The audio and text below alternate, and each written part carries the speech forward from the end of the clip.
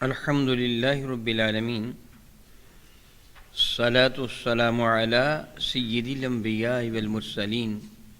وعلی آلہ واصحابہ اجمعین، اما بعد، اعوذ باللہ من الشیطان الرجیم، بسم اللہ الرحمن الرحیم۔ الحمدللہ تعالی کہ رب ذوالجلال کی شان اور کرم سے سبق شروع ہوگا آپ کا سورہ مومن کی 74 نمبر آشفہ سے آگے۔ اعوذ باللہ من الشیطان الرجیم، بسم اللہ الرحمن الرحیم۔ ذالکم بما کنتم تفرحون فی الارض بغیر الحق وبما کنتم تمرحون۔ ذالکم یہ جس سزا کا قبل ازیں ذکر کیا جا چکا ہے، یہ سزا اس لیے ہوگی بما کنتم تفرحون فی الارض بغیر الحق، اس لیے کہ تم خوشیاں منایا کرتے تھے، فرحت خوشی منانا، تم خوشیاں منایا کرتے تھے، اترایا کرتے تھے فی الارض زمین پر بغیر الحق بلا وجہ،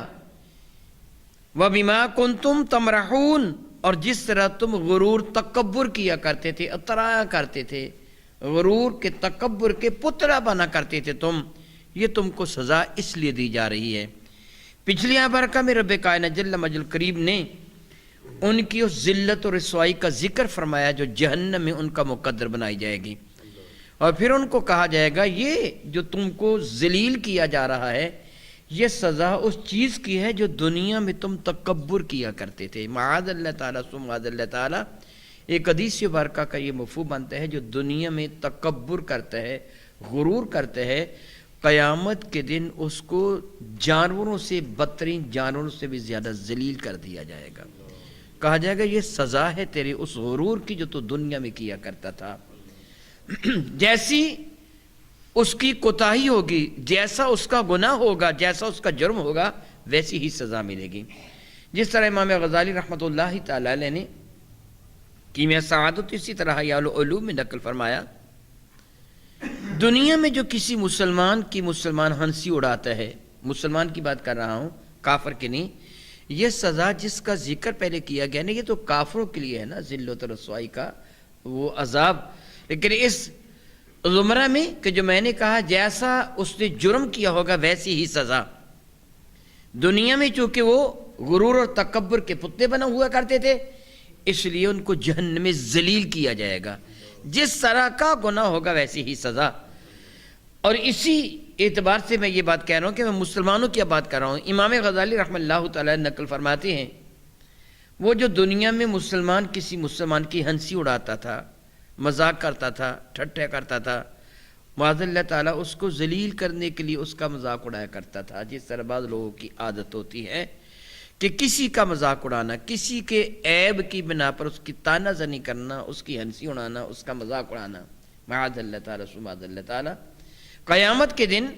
اس شخص کو جب رب کائنات جل وعلا اس کی بخشش بھی فرمانے کا ارادہ فرمائے گا تو اس کو جنت کی طرف جانے کا حکم دیا جائے گا، وہ جنت کی طرف آئے گا، جنت کے دروازے پر اس کو بلایا جائے گا، ادھر آ جاؤ، وہ جنت میں داخل ہونے لگے گا، جنت کا دروازہ بند کر دیا جائے گا، اس کو داخل نہیں ہونے دیا جائے گا۔ امام غزالی نقل فرماتے ہیں دوسرے دروازے سے آواز دی جائے گی ادھر آ جاؤ، اللہ بہتر جانتے ہیں وہ کتنا فاصلہ طے کر کے ادھر جائے گا، جب وہ داخل ہونے لگے گا تو پھر وہ دروازہ بند کر دیا جائے گا، تیسرے دروازے سے کہا جائے گا ادھر آ جاؤ، اسی طرح بار بار اس کو اتنا گھمایا جائے گا، اتنا گھمایا جائے گا کہ پھر اس کو کہا جائے گا جنت میں آ جاؤ، وہ کہے گا میں نہیں آؤں گا، تم میرا مذاق اڑا رہے ہو، پھر اسے کہا جائے گا یہ سزا تیرے اس معاذ اللہ عمل کی ہے جو تو دنیا میں مسلمانوں کا مذاق اڑایا کرتا تھا۔ یعنی جیسا جرم کیا جاتا ہے ویسی ہی سزا ملتی ہے۔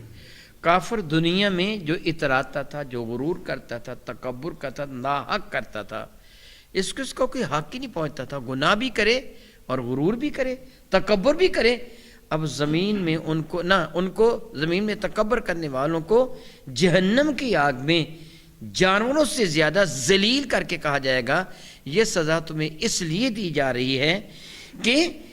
ذالکم بما کنتم تفرحون فی الارض بغیر الحق، کہ تم زمین میں غرور کیا کرتے تھے، تکبر کیا کرتے تھے، خوشیاں منایا کرتے تھے بلا وجہ، وَبِمَا كُنْتُمْ تَمْرَحُونَ، اور جو تم اترایا کرتے تھے اپنے مال و دولت پر کہ ہمارے پاس اتنی دولت ہے، ہمارے پاس اتنا مال ہے، ہمارے پاس اتنے اختیارات ہیں، اور تمہاری گردن میں جو سریہ رہا کرتا تھا، تمہیں اس بات کی سزا دی جا رہی ہے۔ اور اللہ تعالیٰ جل مجدہ کی پھر ان کو فرمائے گا معاذ اللہ، ادخلوا ابواب جہنم خالدین فیہا، استغفر اللہ استغفر اللہ، داخل ہو جاؤ، ادخلوا ابواب جہنم، داخل ہو جو جہنم کے دروازوں میں، کب تک کے لیے؟ خالدین فیہا، اب ہمیشہ ہمیشہ تم وہاں رہو گے، کبھی بھی تم کو جہنم سے نکالا نہیں جائے گا۔ یہ کافروں کے لیے ہے، مشرکین کے لیے ہے۔ ایمان والا کبھی نہ کبھی جہنم سے نکل آئے گا، اس کی دولت ایمان اس کو لائق جنت بنا دے گی، لیکن کافر کو، مشرک کو کبھی بھی جہنم سے نکالا نہیں جائے گا۔ فرماتے ہیں فبئس مثوى المتکبرین، تو غرور کرنے والوں کا ٹھکانہ کتنا برا ہے، کتنا برا ہے غرور کرنے والوں کا ٹھکانہ۔ استغفر اللہ تعالی فرماتے ہیں فاصبر یا رسول اللہ صلی اللہ علیہ وسلم، آپ انتظار فرمائیے، صبر کیجئے۔ صبر کا معنی ہوتا ہے رکنا، آپ انتظار فرمائیے، صبر کیجئے۔ ان وعد اللہ حق، اس میں شک نہیں کہ اللہ کا وعدہ سچا ہے۔ انتظار فرمائیے، تھوڑی دیر ملاحظہ فرمائیے ان کی حالت کو، اللہ تعالیٰ کا وعدہ سچا ہے۔ معاذ اللہ تعالیٰ سماذ اللہ تعالیٰ، یہاں ایک لمحہ کے لیے بھی جو گمان نہ آنے پائے کہ کیا رسول اللہ کو کوئی شک یا تردد تھا، اگر یہ تصور بھی آئے گا تو کفر کا ڈر ہے۔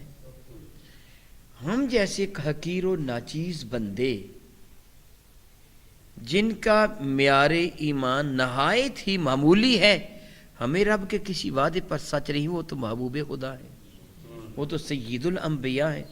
ان کے بارے میں کوئی آدمی یہ تصور لائے رب کائنات جل وعلا دراصل حضور سید کون مکان علیہ السلام کے حوالہ سے صحابہ اکرام کو اور دیگر ایمان والوں کو ایک احساس دلا رہا ہے، رب کا جو وعدہ ہے وہ سچا ہے، انتظار کیجئے ایمان والو، دیکھو انتظار کرو۔ وہ جو ایک جملہ کہا جاتا ہے پنجابی میں بھی کہ چور کو کھاتے نہ دیکھو، جب اس کو جوتے پڑتے ہیں یہ بھی دیکھو۔ آج کافروں کا یہ کر و فر نہ دیکھو، کل قیامت کے دن ان کی ذلت و رسوائی کو بھی دیکھنا۔ ذرا ٹھہر جاؤ، تم دیکھو صحیح ان کا حشر ہوتا کیا ہے، ان کے ساتھ سلوک کیسا کیا جاتا ہے۔ فاصبر، انتظار فرمائیے، ان وعد اللہ حق، اس پہ شک نہیں کہ رب کائنات جل وعلا کا وعدہ بالکل سچا ہے۔ فَإِمَّا نُرِيَنَّكَ بَعْدَ الَّذِي، رب کی فرماتے ہیں بہرحال ہم چاہیں تو آپ کو دکھا دیں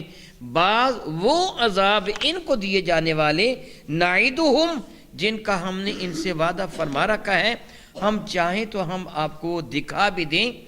اور رب کائنات نے میرے نبی کو دکھا بھی دیے تھے، شب معراج میرے نبی نے دیکھا تھا نا۔ کافر جو ایمان والوں کو اعزاز دیتے تھے، مکہ مکرمہ میں معراج ہوا نا، الحمدللہ تعالیٰ اگلا مہینہ وہ معراج المقدس کا ہی مہینہ آ رہا ہے نا، بلکہ شروع ہو جائے گا نا، جو 29 تاریخ ہے ہو گیا، بلکہ آج پہلی شب آ گئی رجب المرجب کی۔ تو شب معراج میرے اور آپ کے کریم آقا تاجدار بجم شفیع معظم رحمت کون و مکان نے دیکھا تھا، اور یہ معراج مکہ مکرمہ میں ہوا تھا نا۔ اس وقت جب میرے کریم آقا ملاحظہ فرماتے تھے کہ میرے غلاموں پر عرصہ حیات تنگ کر دیا گیا ہے، ان کو دھوپ میں لٹا کر ان کے سینوں پر بھاری بھرکم پتھر رکھ دیے جاتے ہیں، اونٹوں کے درمیان باندھ کر چیر دیا جاتا ہے، ان کی آنکھوں میں گرم سلاخیں پھیر دی جاتی ہیں، ان کے سروں پر معاذ اللہ تعالیٰ گرم لوہا کر کے رکھ دیا جاتا ہے، ان کو زرہ پہنا کر دھوپ میں ڈال دیا جاتا ہے۔ معاذ اللہ تعالیٰ سبحان اللہ تعالیٰ گائے کو ذبح کر کے اس کی کھال اتار کر مسلمان کو لپیٹ کر دھوپ میں ڈال دیتے۔ میرے کریم آقا کے قلب انور پر کس قدر یہ بات گھراں گزرتی ہوگی۔ پھر رب کائنات نے میرے کریم آقا کو معراج کے شب دکھا دیا، محبوب دیکھو تمہارے غلاموں کے لیے جنت میں کتنے اعلیٰ مقامات ہیں۔ وہ حضرت سیدنا بلال رضی اللہ تعالیٰ عنہ جن کو امیہ بن خلف اور عبی بن خلف اعزاز دیا کرتا تھا، واپس آ کر میرے نبی فرما لیں گے بلال میں نے تو تیرے قدموں کی آہٹ کو جنت پہ سنا ہے، سبحان اللہ تعالیٰ و بحمدہ، سبحان اللہ تعالیٰ و بحمدہ۔ اور پھر رب کائنات نے جہنم کی بھی سیر کروا دی کہ جو آج دنیا میں ایمان والوں کو ایذائیں دیتے ہیں، محبوب ذرا ان کو ملنے والی سزائیں بھی دیکھ لیں۔ رب کائنات دکھا بھی دیا تو فرماتے ہیں اگر ہم دکھا دیں وہ کہ نعیدہم، جن کا ہم نے ان سے وعدہ کیا ہے، اور نتوفینک فالینا یرجعون، یا پھر ہم آپ کی یہ ظاہری زندگی کو پورا فرما دیں، آپ کو وفا دے دیں، اپنے پاس بلا لیں، فالینا یرجعون، تو سب نے ہمارے ہی حضور حاضر ہونا ہے، یعنی دنیا میں بھی ہم آپ کو دکھا دیں اور اپنے پاس بلا لیں گے تو پھر قیامت میں بھی ان کا حشر آپ اپنی آنکھوں سے دیکھیں گے، ان کی حالت کو تم اپنی آنکھوں سے دیکھو گے کہ ان کا حشر کیا ہوتا ہے۔ فرماتے ہیں وَلَقَدْ أَرْسَلْنَا رُسُلًا مِّن قَبْلِكَ مِنْهُمْ مَنْ قَصَصْنَا عَلَيْكَ وَمِنْهُمْ لَمْ نَقْصُصْ عَلَيْكَ۔ فرماتے ہیں وَلَقَدْ أَرْسَلْنَا رُسُلًا مِّن قَبْلِكَ، یا رسول اللہ صلی اللہ تعالی علیہ وسلم، وَلَقَدْ، اور البتہ تحقیق، ارسلنا، ہم نے ارسال فرمایا، ہم نے بھیجے، رسولن عظام، من قبلک، آپ سے پہلے، منہم من قصصنا علیک، ان میں بعض ایسے ہیں کہ جن کے قصے ہم نے آپ پر بیان فرما دیے، یعنی قرآن کریم میں، یعنی جن کے واقعات ہم نے آپ پر ذکر فرما دیے، جس طرح علماء فرماتے کہ 27 انبیاء علیہ السلام کی قصص رب کائنات نے قرآن کریم میں ذکر فرمائے ہیں۔ بعض وہ ہیں کہ منہم، ان میں سے، من قصصنا علیک، کہ بعض کا ہم نے واقعہ ذکر آپ پر ہم نے قصے بیان فرما دیے، ومنہم لم نقصص علیک، اور بعض وہ ہیں کہ جن کے واقعات ہم نے آپ پر قصے بیان نہیں فرمائے ہیں، جن کا ذکر ہم نے آپ پر نہیں فرمایا ہے۔ اس سے یہ نہیں کہ حضور کو پتہ نہیں ہے، نہیں، آپ سارے کے ساتھ جانتے، شب معراج میرے نبی نے ان کی امامت کروائی کہ نہیں۔ بات یہ ہے کہ وہ واقعات و قصص جو قرآن مجید فرقان میں ذکر کیے گئے ہیں، جن انبیاء کے بعض ہیں، یعنی 1,24,000 یا کم و بیش انبیاء علیہ السلام، جن میں 313 یا 315 رسول نے اعظام بھی ہیں، ان میں سے بعض کے واقعات و قصص، یعنی جس طرح ابھی میں نے بتایا کہ 27 کے قریب انبیاء علیہ السلام کے واقعات و قصص کو اللہ تعالیٰ نے قرآن مجید فرقان میر کی زینت بنا دیا، اور میرے کریم آقا نے احادیث نبویہ میں ان کا تذکرہ فرما دیا۔ تو رب قائل جل وعلا فرماتے ہیں کہ وَمِنْهُمْ لَمْ نَقْصُصْ عَلَيْكَ، بعض ایسے ہیں کہ جن کا ذکر ہم نے اس انداز سے آپ پر نہیں فرمایا، یعنی قرآن کریم میں ان کے واقعات و قصص کا تذکرہ نہیں فرمایا ہے۔ وَمَا كَانَ لِرَسُولٍ أَن يَأْتِيَ بِآيَةٍ إِلَّا بِإِذْنِ اللَّهِ، اور یہ ممکن ہی نہیں ہے کہ کوئی بھی رسول کوئی آیت، کوئی دلیل، کوئی معجزہ لے کے آئے مگر یہ کہ اللہ کی اجازت اور اللہ کے اذن کے ساتھ، یعنی جس بھی رسول نے جو معجزہ ظاہر فرمایا ہے وہ اللہ کے حکم سے ظاہر فرمایا ہے، اپنی مرضی کے ساتھ نہیں ہے۔ یہ نہیں کہ جب بھی چند نادان سرفرے قسم کے لوگ اعتراض کرتے دکھاؤ جی کچھ معجزہ، تو معاذ اللہ تعالیٰ شعبدہ بازوں کی طرح رسول جھٹ کوئی معجزہ دکھا دے، ایسے نہیں ہوا۔ رسول نے جو عمل کیا ہے وہ اپنے رب کے حکم کے مطابق عمل کیا ہے۔ رسول کی زندگی کا ایک ایک لمحہ رب کائنات کی اطاعت اور فرمانبرداری میں گزرا ہے، اپنی مرضی کے ساتھ کسی بھی رسول نے کچھ بھی نہیں کیا۔ میرے اور آپ کے کریم آقا رسول عربی کا جہاں تک تعلق ہے تو ان کے لیے تو رب کریم فرماتا ہے وَمَا يَنطِقُ عَنِ الْهَوَىٰ، یہ تو اپنی مرضی سے بولتے بھی نہیں ہیں، إِنْ هُوَ إِلَّا وَحْيٌ يُوحَىٰ، وہی کچھ فرماتے ہیں جو رب کائنات کی جانب سے ان کی طرف وہی فرما دیا جاتا ہے۔ رسول رب کائنات کا نمائندہ ہوتا ہے، اور نمائندے کا انتخاب کرنے والا کس کو منتخب کرتا ہے، یہ انتخاب کرنے والا بہت اچھی طرح جانتا ہے کس کو میں منتخب کر رہا ہوں۔ اس لیے کیوں کر ممکن ہے کہ اللہ کا کوئی رسول اللہ کی نافرمانی کرے یا اپنی مرضی کرے؟ نہیں، اس لیے کہ رسول کی زندگی کا ہر عمل امت کے لیے اسوہ حسنہ ہوا کرتا ہے، عبادت ہوا کرتی ہے، سنت ہوا کرتی ہے امت کے لیے۔ اس لیے رسول کا ہر عمل اللہ کے حکم کے تابع ہی ہوا کرتا ہے، جب بھی وہ عبادت بنتا ہے۔ رسول کبھی بھی اپنے رب کی نافرمانی نہیں کرتا، اس لیے اللہ تعالیٰ کے کسی بھی نبی یا رسول کی طرف گناہ کی نسبت نہیں کی جا سکتی کہ پھر تو گناہ کرنا بھی سنت ہو جائے گا. معاذ اللہ تعالیٰ معاذ اللہ تعالیٰ. رسول کا عمل رب کائنات کے حکم کے تابع ہی ہوا کرتا ہے. تو فرماتا ہے کہ وما کان لرسول، یہ ممکن نہیں ہے کسی رسول کے لیے کہ ان یاتی بآیۃ، کوئی آیت کوئی نشانی کو معجزہ لے کے آئے، الا باذن اللہ، ہاں مگر اللہ کے اذن اور اللہ کی اجازت کے ساتھ. جس بھی نبی نے معجزہ دکھایا رب کے حکم سے دکھایا ہے، اپنی مرضی کے ساتھ نہیں. فَإِذَا جَاءَ أَمْرُ اللَّهِ، تو پھر جب اللہ کا حکم آ گیا، یعنی وہ معجزہ ظاہر ہو گیا لوگوں کی خواہش اور تمنا کے مطابق، اس نبی کی دعا سے رب کائنات اس نشانی کو ظاہر فرما دیا. فَإِذَا جَاءَ أَمْرُ اللَّهِ، پھر جب وہ حکم اللہ کا آ گیا تو قُضِیَ بِالْحَقِّ، تو پھر فیصلہ حق کے ساتھ کر دیا گیا. پھر یہ نہیں کہ ان کو مہلت دی گئی، تو پھر ان کا انجام کیا ہوا؟ نہایت ہی حسرت ناک ان کا انجام ہوا، بہت ہی برا ان کا انجام ہوا، بڑا روح فرسا ان کا انجام ہوا، تباہی و بربادی ان کا انجام ہوا. اس لیے فرماتے ہیں وَخَسِرَ هُنَالِكَ الْمُبْطِلُونَ، تو برباد ہو گئے وہ لوگ جو باطل پرست تھے، تباہ و برباد ہو گئے. جس بھی نبی سے مطالبہ کیا گیا معجزہ دکھائیے، نبی نے معجزہ دکھا دیا. پھر جب انہوں نے انکار کیا تو پھر رب نے معاف بھی نہیں فرمایا. اب جانتے ہیں پہلی قوموں پر جو عذاب آئے تھے، قرآن کریم میں جا بجا ان کا تذکرہ ہے. رب کائنات جل حکیم کا یہ بہت بڑا احسان ہے امت مصطفیٰ کریم پر.